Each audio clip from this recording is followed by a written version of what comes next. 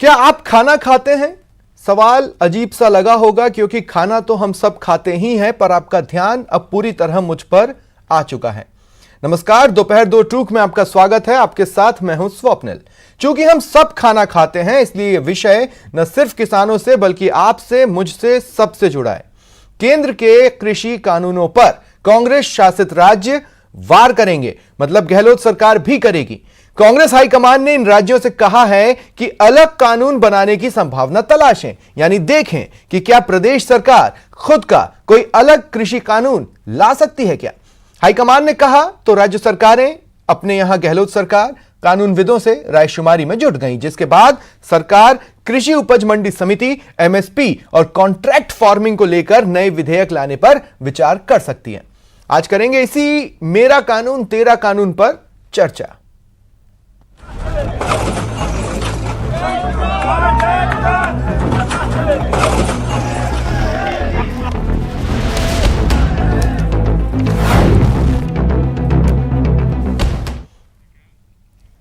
और इस विषय पर चर्चा के लिए मेरे साथ जो गेस्ट पैनल जुड़ा हुआ है, आपको इंट्रोड्यूस करवा देता हूं। राजस्व मंत्री हरीश चौधरी जी मेरे साथ जुड़े हुए हैं। प्रभुलाल सैनी जी पूर्व कृषि मंत्री हैं, बीजेपी का प्रतिनिधित्व कर रहे हैं मेरे साथ इस चर्चा में। और justice Panachand Jain ji retired high court के जज हैं। मैं आप तीनों का स्वागत करता हूं न्यूज 18 राजस्थान पर।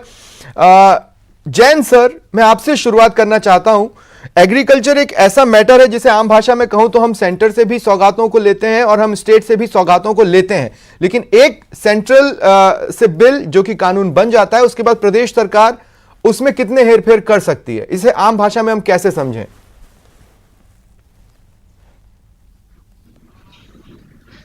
देखिएगा, इसमें हमारे संविधान में कानून बनाने का अधिकार संसद को है और विधानसभा को है, और विधानसभा और संसद के किस प्रकार से कानून बनेंगे इसके लिए संविधान की 7वीं सूची है। और 7वीं सूची में जो है 3 लिस्ट दी हैं। पहली लिस्ट यूनियन लिस्ट कहलाती है, दूसरी लिस्ट राज्य लिस्ट कहलाती है, और तीसरी जो है समवर्ती सूची कहते हैं, कॉन्करेंट लिस्ट। राज्य सरकार के जो अधिकार क्षेत्र में आते हैं वो लिस्ट 2 में है।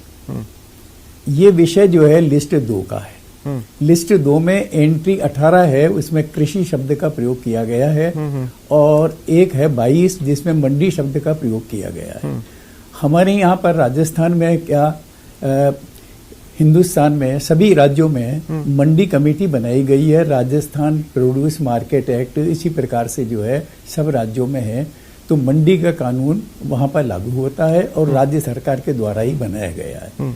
इसी प्रकार से कृषि का जो कानून है, कृषि का विषय केवल मात्र जो है दूसरी लिस्ट जो राज्य की लिस्ट है उसी में दिया हुआ है, यूनियन लिस्ट में भी नहीं है और कॉन्करेंट लिस्ट में भी नहीं है। ठीक है। तो प्रश्न ये आता है कि फिर ये राज्य केंद्र सरकार ने इस संबंध में जो कानून बनाया है उसकी स्थिति क्या है। मैं ये निवेदन करूंगा कि हम लिस्ट 1 को देखें। लिस्ट 1 में कृषि एग्रीकल्चर का कई जगह उल्लेख आया है, लेकिन डिफरेंट उसमें आता है, और ये हर जगह ये कहा गया है राज्य को ही एक्सक्लूडिंग जो है यूनियन लिस्ट के शब्दों का प्रयोग किया गया है। इसका मतलब ये हुआ कि राज्य को कृषि के संबंध में कानून बनाने का एकाधिकार है और केंद्र को इस संबंध में कानून बनाने का अधिकार कतई नहीं है। ये केंद्र का कानून जो है तीसरी सूची में भी अगर हम जाएं जिसमें दोनों को कानून बनाने का अधिकार है, तो विषय इस प्रकार से आता है कि हमारे यहाँ पर जो है संविधान का अनुच्छेद 246 है। 246 ये कहता है कि संघ की यानी यूनियन लिस्ट के कानून बनाने का अधिकार यूनियन को है, और राज्य की सूची के विषय का कानून बनाने का अधिकार इनको है। यहाँ पर यह समाप्त हो जाता है, क्लियर कर दिया है। और कॉन्करेंट का जो है दोनों को है। तो 246 में इसकी कंप्लीट व्याख्या है। ठीक है सर, एक और सवाल है इसके बाद तो उसमें दिया हुआ है कि यूनियन लिस्ट। जैन सर, एक सवाल और है, मैं पूछना चाह रहा हूं, ये आर्टिकल 254(2) की बात कर रही है कांग्रेस। मैं ये जानना चाहता हूं कि क्या स्टेट लेजिस्लेचर्स को सेंट्रल लॉ को ओवरराइड करने का अधिकार है? उस पर आता हूं, थोड़ा सा मैं इसको बतला दूं। तो देखिएगा, मैं इस आपका इसका जवाब दूंगा। पहले थोड़ा सा मैं इसका बतला दूं। 248 में जो है यूनियन के संबंध में बात की है, ठीक है, और 249 और 250। 249 में कहा कि केंद्र को इमरजेंसी के समय जो स्टेट लिस्ट के जो सब्जेक्ट हैं उनके संबंध में कानून बनाने का अधिकार है। और इसी प्रकार से 250 में दिया है कि केंद्र और जो अगर मान लीजिएगा ये अनुभव करती है कि देश हित में कोई कानून बनाना जरूरी है, तो वहां की विधानसभाओं का 2/3 ये एक मत से एक प्रस्ताव पारित करेंगे, तब वह कानून बनाया जा सकता है। तो इसका विषय इस प्रकार से है कि कानून बनाने, कृषि के संबंध में यानी राज्य की लिस्ट के संबंध में कानून बनाने का एकाधिकार केवल मात्र राज्य सरकार को है, केंद्र को कतई नहीं है। केंद्र का इसमें दखल कतई नहीं है। अब आपने मुझसे पूछा कि 254(2) जो है भी इस पर लागू नहीं होता है। सोनिया जी ने हालांकि ये बात कही है कि 254(2) के तहत जो है इसका मार्ग तलाश किया जाए, लेकिन 254(2) केवल मात्र उस समय लागू होता है जब विषय कॉन्करेंट लिस्ट का समवर्ती सूची के विषय के संबंध में इसको लागू किया जा सकता है, अन्यथा नहीं। ठीक है। और दूसरा उसमें यह व्यवस्था दी है कि अगर केंद्र का कानून, मतलब है केंद्र समवर्ती सूची का मतलब है विषय का जो है उसे कानून बनाने का अधिकार सेंटर को भी है और स्टेट को भी है। लेकिन यदि इस कानून केंद्र बना देता है और उस कानून में लाकर उसके बाद जो है स्टेट बनाती है, तो स्टेट का कर्तव्य होगा कि इस संबंध में जो है राष्ट्रपति की एसेंट प्राप्त करे। ये व्यवस्था है। तो ये व्यवस्था यहाँ पर लागू नहीं होती। अब जो बात विषय जो आज चल रहा है कि आखिर में क्या किया जाए, स्टेट क्या करे, मेरा बड़ा सिंपल सा निवेदन है कि ये सारा जो हम प्रकरण इसको देखें 246 से लेकर और 252 तक अध्ययन करें, तो ये स्पष्ट हो जाएगा कि केवल मात्र राज्य को ही इसका अधिकार है और केंद्र ने जो ये कानून बनाया है ये सर्वथा गलत है। इसका दूसरा अभिप्राय ये भी है कि कानून, केंद्र ने कानून बना दिया, लेकिन केंद्र के द्वारा कानून बनाए जाने के उपरांत भी राज्य सरकारों के जो अधिकार हैं कानून बनाने के, वो अक्षुण्य रहते हैं। मेरा ये मत है कि आज की तारीख में हिंदुस्तान के प्रत्येक स्टेट को कृषि के संबंध में कानून बनाने का पूर्ण अधिकार है। मतलब सर बहुत साधारण शब्दों में मैं समझना चाहूँ को हम ये मानेंगे, बहुत साधारण शब्दों में ये कहूँ कि ठीक है केंद्र का कानून सामने है लेकिन प्रदेश सरकार अपना कानून ला सकती है। बहुत साधारण शब्दों में इंट्रोडक्टरी कमेंट ये हो सकता है। जी ठीक है सर, मैं बिल्कुल हो सकता है, ठीक है, अधिकार है उनको। ठीक है, इग्नोर इट। ठीक है, सेंटर का कानून आप उसको इग्नोर करिएगा, उसकी अवज्ञा कीजिएगा और आप कानून ले आइएगा। ठीक तो है। आज जो ये चर्चा चल रही है, आज ये जो विवाद चल रहा है, आंदोलन चल रहा है पंजाब में, हरियाणा में, तो ये आंदोलन है क्या? आपका पूरा अधिकार है कि आप लेकर आ सकते हो। ठीक है सर। कानून बनाने का सीधा सा तरीका भी, ये जो कानून बनाया है केंद्र ने, उसमें दिया है कि पहले ऑर्डिनेंस लेकर आए, आप भी ऑर्डिनेंस लेकर आ सकते हो। ठीक है सर, ठीक है। मेरे दर्शक अब इस विषय को पूरी तरह से समझ चुके होंगे। अब मैं आगे आपसे बातचीत करूंगा। हरीश चौधरी जी, तो कानूनन तो आप कुछ कर सकते हैं जो आपको निर्देश मिले हाईकमान से। मेरा सवाल आपसे यह है कि क्या संघीय ढांचे में सेंटर वर्सेस स्टेट की खुली जंग की ओर आप जाना चाहते हैं?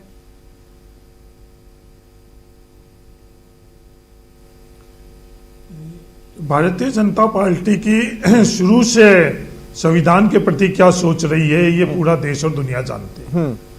कई प्लेटफॉर्म के ऊपर, ठीक है, इनका जो अम्ब्रेला ऑर्गेनाइजेशन है आरएसएस, उन्होंने संविधान के संदर्भ में लगातार ये बात करी कि संविधान बदलना चाहिए। ये बात वहां से शुरू होती है कि क्या ये संविधान में विश्वास रखते हैं या नहीं रखते। जो भी इन्होंने पिछले दिनों के अंदर, नहीं तो अब आप खुली जंग पर उतरना चाहते हैं हरीश जी? संदर्भ में उन्होंने कार्य किया वो पूरा का पूरा पूर्णतया गैर संविधानिक है। ठीक, संविधान के अंदर जैसे जस्टिस साहब ने बोला, ये बिल्कुल स्पष्ट तौर के ऊपर, ठीक है, स्टेट लिस्ट के अंदर है। स्टेट लिस्ट के अंदर बिल्कुल साफ तौर के ऊपर कृषि के संदर्भ में कोई भी, पर उन्होंने उसको नजरअंदाज किया है।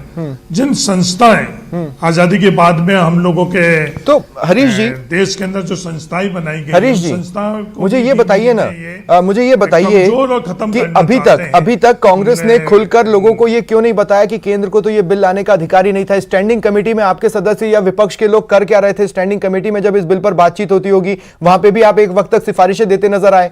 तो कहने का मतलब यह है कि ये तभी क्यों नहीं स्टैंड लिया गया? नहीं, स्टैंडिंग कमेटी या सेलेक्ट कमेटी में इस बिल को रेफर ही नहीं किया गया। मैं जहां संस्था की बात कर रहा हूं कि जो राज्यसभा के अंदर उनके पास बहुमत नहीं था इस बिल के संदर्भ में, ठीक है, तो उन्होंने डिवीजन जो संवैधानिक अधिकार है राज्यसभा के सदस्यों का, वो डिवीजन नहीं कराकर उन्होंने वॉइस मत से, वो ध्वनि मत से वो पास करवाया, जो पूरा का पूरा गैर संवैधानिक है। अब प्रश्न ये उठता है सबसे बड़ा कि क्या आज की भारत सरकार फेडरल स्ट्रक्चर को मानती है या नहीं मानती? क्या इस फेडरल स्ट्रक्चर के अंदर जो राज्य के अधिकार है उनके ऊपर इनक्लोजमेंट कर रही है या नहीं कर रही है? जो भी पिछले दिनों के अंदर कार्य हुआ, ये फेडरल स्ट्रक्चर को ये मान ही नहीं, जब संविधान को नहीं मान रही है, संस्थाओं के संदर्भ में इनकी ये स्थिति है। मेरा आपसे ये निवेदन है कि ये आखिर में करने के पीछे इनका मकसद क्या है? प्रभुलाल सैनी जी, बेहद सीधा सवाल मैं पूछना चाहता हूं। देखिए, संविधान के विशेषज्ञ और कांग्रेस का यह कहना है कि केंद्र को वैसे तो हक नहीं था इस तरह के बिल को लाने का, तो क्या ये जो जल्दबाजी या हड़बड़ी हमें देखने को मिली कृषि कानूनों को लेकर, जो बीजेपी ने दिखाई या एनडीए ने दिखाई, वो यही कारण था उसके पीछे?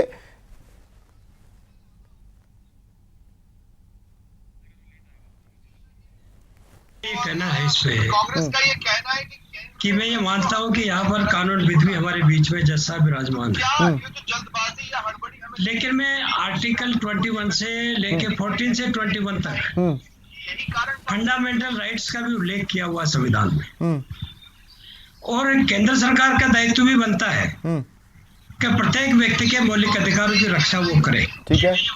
और देश में जैसा कि आपने देखा होगा 2002 में एक मॉडल एक्ट बना, और उस मॉडल एक्ट के माध्यम से ये कहा गया कि आज ग्लोबलाइजेशन युग में पूरे देश में एक कानून होना चाहिए, और उस कानून में 3 विषयों को हाथ में लेके काम हुआ, जिसमें कांग्रेस का भी समय था, 2013 तक ये भी रहे थे, इनके वक्त में भी इस पे काम हुआ है।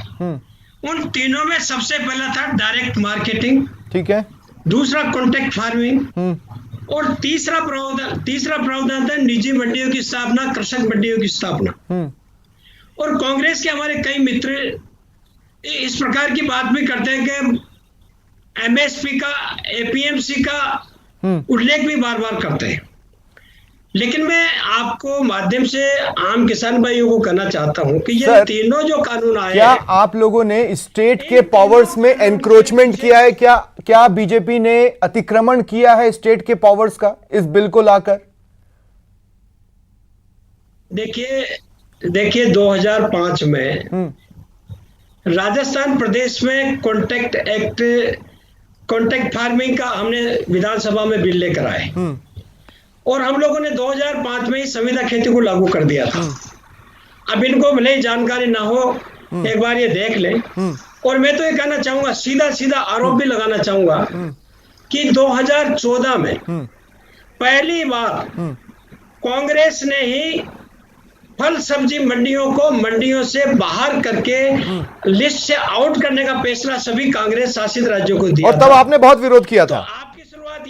तब आपने बहुत विरोध किया था, आप भी सड़कों पर उतरे थे उस समय। जो ये तो आपको ये लगता है कि नहीं उस समय कांग्रेस सही दिशा में जा रही थी? आज आपको ये समझ में आया कि कांग्रेस की दिशा सही थी और हम उस रास्ते पर चले? देखिए, तो उस समय का प्रदर्शन गलत था। देखिए उस दिन जो कानून पास हुआ वो कानून इसलिए सही था कि मौलिक अधिकार मिलना चाहिए किसान को, ठीक है, हवाई जहाज से लेकर आलपिन तक, ठीक है, ये भी कोई भी उसको बनाने वाला, उत्पादित करने वाला अपनी मर्जी का मालिक होता है, ठीक है। तो इस कानून में हम लोगों ने राज्य के अधिकारों पे कोई हनन नहीं किया गया है, ठीक है सर। राज्य में आगे आपसे और बात करूंगा प्रभुलाल जी, मैं आगे आपसे और बात करूंगा, लेकिन पानाचंद जैन जी से मैं आपने जो बोला है उसी से जुड़ा एक सवाल पूछना चाहता हूं। जैन सर, देखिए कई बार क्या होता है ना, ये हाल के दिनों में हमको पता चला, लगभग आज से 8-9 साल पहले इतना समझ में नहीं आता था, लेकिन हमें हाल के दिनों में पता चला कि कईयों के पास तो बहुत से विशेषाधिकार होते हैं और इतनी पेचीदा लैंग्वेज होती है संविधान की, उसमें कोई ना कोई तो रास्ता निकाल ही लिया जाता है जो आम लोगों की समझ में नहीं आता। अब ये जो बीजेपी आर्टिकल 14 से 21 तक की बात कर रही है, तो क्या ऐसा कोई विशेषाधिकार बनता है कि ये अतिक्रमण ना हो या ये एनक्रोचमेंट ना हो सेंटर का स्टेट पर? नहीं, देखिएगा ये आर्टिकल 14 और आर्टिकल 21 जो है इस विषय के संबंध में कंप्लीटली इररिलेवेंट है। प्रश्न यह है कि संविधान के तहत कानून बनाने का अधिकार किसको है और किसको नहीं है। तो राज्य सरकार को, जैसे मैंने कहा कि कृषि के संबंध में और मंडी के संबंध में ऑलरेडी मंडी का कानून मौजूद है, तो मंडी का कानून और कृषि का कानून जब एक दूसरे के साथ देखेंगे तो किस प्रकार से जाएंगे कि ये जो केंद्र ने जो कानून बनाया है वो मंडी के कानून पर भी अतिक्रमण किया है। संविधान का ये जो है स्टेट का जो एक्ट है उस पर ये ट्रेसपास है, उसमें संशोधन करने का अधिकार नहीं है। तो इस एक्ट के द्वारा मंडी के कानून जो भी राज्य सरकारों में है उसे न तो मंडी को खत्म कर सकती है, न मंडी में बेचने की व्यवस्था के संबंध में कोई व्यवधान पैदा कर सकती है। ये हमें देखना पड़ेगा। 14 और 28 तो ये जो कानून जो बनाया है, कृषि के दोनों कानून आए हैं, दोनों कानून जो है 14 और 28 के लिए हैं। जब उपज पैदा होती है, उपज पैदा होकर और जब जाती है तो किसान उसको अपने पास रखता है, उसका संरक्षण करता है। उसके बाद जब बेचने के लिए मंडी में जाता है, वहां पर मंडी का कानून प्रारंभ होता है। ये जो व्यवसाय है, ये खेती का जो व्यवसाय है, ये वास्तव में ऑक्यूपेशन है, ये ट्रेड और बिजनेस नहीं है। एजुकेशन की भांति कृषि को माना है, कृषि को एक बहुत ऊंचा स्थान दिया है, क्योंकि फूड जो है वही आर्टिकल 21 को देता है। आर्टिकल 21 क्या है? राइट टू लाइफ, जीने का अधिकार। यदि अन्न ही नहीं है तो जीने का अधिकार क्या होगा? इसीलिए हमारे कृषकों को कहते हैं अन्नदाता। तो ये अन्नदाता का सवाल है, ये ऑक्यूपेशन है, ट्रेड एंड बिजनेस नहीं है। ट्रेड एंड बिजनेस जो है, जब ये व्यापार हो जाएगा, जब गेहूं बन जाएगा, गेहूं का आटा बन जाएगा, जब गेहूं से जो है कई चीजें बनाई जाएंगी, जो दूसरी चीजों को मिलाकर जो है ये डिब्बे भोजन का डिब्बे के भोजन बनाए जाएंगे, उस समय जो है आर्टिकल जो तीसरी लिस्ट है वो शुरू होती है ट्रेड एंड बिजनेस की। ये ट्रेड एंड बिजनेस भी नहीं है, ये ऑक्यूपेशन है। तो हमें इस प्रकार से देखना पड़ेगा। और इसमें इस प्रकार के दिखेगा, जब तक संविधान आज की तारीख में है, बीजेपी गवर्नमेंट चाहे कुछ भी भावना रखती हो, उसमें किसी भावना को तलाश करना ही गलत है, क्योंकि किसी के हाथ में नहीं है कि संविधान को खत्म कर दें। ठीक है, ये किसी के हाथ में है क्या? नहीं, एक भ्रम है, ये भ्रमजाल फैलाया गया है। मैं किसी की वकालत नहीं करता, लेकिन हमें जो है निष्ठा के साथ जो है विवेक के साथ, इसलिए और ये तेरा कानून और ये मेरा कानून की स्थितियां बनी है, ये थोड़ा सा लोगों को कंफ्यूज भी कर रही है। इसीलिए हरीश जी आज की तारीख में, पानाचैन जी मैं आता हूं आपके पास। हरीश जी देखिए, बेहद सिंपल सा सवाल मैं आपसे पूछना चाहता हूं, वो ये है कि हर बार किसानों को कर्ज माफी के सपने तो नहीं बेच सकते। हमें ये सपने भी किसानों को बेचने होंगे कि एक दिन उनकी आय दोगुनी होगी, और हमें ये हालात भी बनाने होंगे कि उनकी आय दोगुनी हो और उनको भविष्य में कभी कर्ज लेने की जरूरत न पड़े। और इसके लिए एक क्रांतिकारी बदलाव की जरूरत तो है, और ये वक्त की मांग है, ये वक्त की मांग है।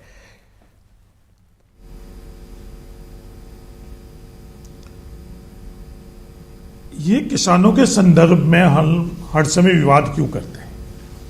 क्योंकि ये जब एमएसपी की बात आई तो मित्र प्रभुलाल जी सैनी साहब को मैं याद दिलाना चाहता हूं कि इनकी खुद के आज जो प्रधानमंत्री जी है नरेंद्र मोदी जी, इनकी अध्यक्षता के अंदर working group on commerce affairs बना था। उसके अंदर मैं उनसे निवेदन करना चाहता हूं, B3 के अंदर वो पढ़े कि उनकी खुद की, नरेंद्र मोदी जी जब मुख्यमंत्री थे, उनकी खुद की रिकमेंडेशन क्या थी। उनकी बिल्कुल साफ थी कि ये जो एमएसपी है वो अनिवार्य तौर के ऊपर कोई भी खरीद करे उसको लागू करनी चाहिए। आज ये मूल कारण क्या है? ये बात करते हैं बिचौलिया का। इतनी किसान के बीच में कोई बिचौलिया नहीं रही। देखिए, इतनी ज्यादा अजीब सी स्थिति है कि एक तरफ प्रभुलाल सैनी जी गिनाते हैं कि कांग्रेस उस समय लाई थी तो हम विरोध कर रहे थे, लेकिन कांग्रेस सही निकली। अब कांग्रेस कह रही उस समय वो विरोध कर रहे थे लेकिन वो उस समय सही थे। नहीं, ये क्या स्थिति है? कांग्रेस नहीं लेकर आई। मैं आपको वापस ये बताना चाहता हूं कि मंडियों के अलावा भी आज भी राजस्थान के अंदर 2000 लाइसेंसदारी है जो किसान से खरीद कर सकते हैं। उनको एपीएमसी ठीक है के माध्यम से लाइसेंस मिले हुए हैं। जो भी व्यक्ति मंडी के बाहर से खरीद करना चाहता है वो एक प्रक्रिया का तहत। ठीक है। आज मैं आपको उदाहरण देना चाहता हूं कि कोई भी बड़ा कॉर्पोरेट हाउस अगर किसी किसान से उसका अनाज खरीदता है, कोई भी विवाद होगा, एक तो ये भ्रम भ्रांति फैला रहे हैं कि बिचौलिया नहीं होगा। बिचौलिया की एक कड़ी नहीं, कई कड़ियां रहेगी। तो फिर हरीश जी क्या कारण है कि किसान खुद से खड़े होकर विरोध करना ज्यादा पसंद कर रहे हैं, लेकिन वो ये नहीं चाहते कि कोई अन्य विपक्षी दल उनकी अगुवाई करे? मैं आपको उदाहरण देना चाहता हूं। 2018 के फसल बीमा के अंदर टाटा एआईजी ने बाड़मेर के अंदर वो कॉर्पोरेट को जो फसल बीमा में, आपको उदाहरण देना चाहता हूं, उससे आप सर शॉर्ट में बोलिए, मुझे और भी सवाल लेना है। को बड़ी टाटा एआईजी ने बिल्कुल टाटा एआईजी ने फसल बीमा बाड़मेर में करी। ठीक है। 1040 करोड़ रुपए का मुआवजा तय हुआ राजस्थान सरकार और उनके बीच में, उन्होंने नहीं दिया। और केंद्र सरकार के कृषि मंत्रालय के अंदर वो अपील करी। अपील के अंदर कॉर्पोरेट जीते, राजस्थान के बाड़मेर के किसान हारे और उनका मुआवजा 390 करोड़ ही। अब प्रभुलाल जी मैं आपके पास आना चाहता हूं। देखिए प्रभुलाल जी मेरा सवाल बेहद सिंपल है। आपने तो ये साफ कर दिया है, प्रधानमंत्री नरेंद्र मोदी बोल चुके हैं कि हमें किसानों की आमदनी 2022 तक दोगुनी करनी है। मेरा सवाल बहुत सिंपल होगा, बीजेपी तमाम राज्यों को मिलाकर किसानों की आमदनी कितना मानती है?